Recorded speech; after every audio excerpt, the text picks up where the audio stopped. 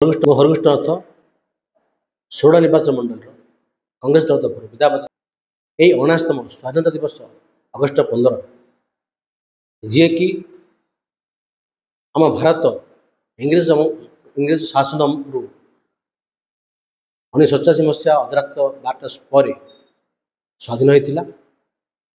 ସେ ସ୍ୱାଧୀନତାକୁ ଆମେ ଆଜି ଉପଭୋଗ କରୁଛେ। ଭାରତକୁ ସ୍ୱାଧୀନ କରିବା ପାଇଁ ମୋର ମହାମାନ୍ୟ ମୋର ବାପୁଜୀ ଯେ ଭାରତର ପିତା ଯାହା ମାନୁଛେ, ସେ ବାରିଷ୍ଟର ପାସ୍ କରି ଆସିଥିଲେ ଆଫ୍ରିକାରେ ସେ ଅଂଶଗ୍ରହଣ କରିଥିଲେ, ପୁଣି ଭାରତକୁ ଆସି ଅଂଶଗ୍ରହଣ କରିଥିଲେ।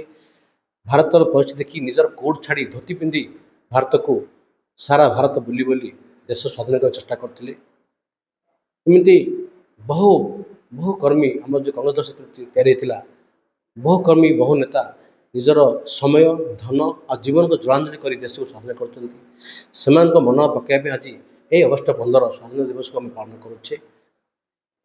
ସେମାନଙ୍କ ଯୋଗୁଁ ଆଜି ଆମେ ସ୍ୱାଧୀନ ଆକାଶ ମାନେ ଖୋଲା ଆକାଶରେ ସ୍ୱାଧୀନ ବୁଲି ପାରୁଛେ। କିନ୍ତୁ ଦେଖାହେଉଛି ଆଜି ଆଉ ସ୍ୱାଧୀନତା ନାହିଁ। ଆପଣ ବୁଝିପାରୁଥିବେ, ପୁଣି ସ୍ୱାଧୀନତା ଆଣିବା ପାଇଁ ଭାରତକୁ ସମସ୍ତେ ମିଳିମିଶି ଆମେ ଚେଷ୍ଟା କରିବା।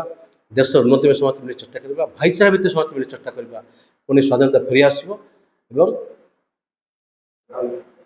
ଏବଂ ଆମର ନେତାଜୀ ରାହୁଲ ଗାନ୍ଧୀ ତାଙ୍କର ନିର୍ଦ୍ଦେଶରେ ଆମେ କେମିତି ମିଳିମିଶି କାମ କରିବା, ନାରୀଙ୍କୁ ସମ୍ମାନ ଦେବା, ନାରୀମାନଙ୍କ ପାଇଁ ଚେଷ୍ଟା କରିବା ଏବଂ ଯୁବ ସମାଜ ମିଳିମିଶି ଦେଶର ଉନ୍ନତି ପାଇଁ, କୃଷକମାନଙ୍କ ଉନ୍ନତି ପାଇଁ କେମିତି ଚେଷ୍ଟା କରିବା, ଯାହାଦ୍ୱାରା କି ପୁଣି ଦେଶ ସ୍ୱାଧୀନ ପାଇବ, ସମସ୍ତେ ଆନନ୍ଦ ଉଲ୍ଲାସ ରହିବା।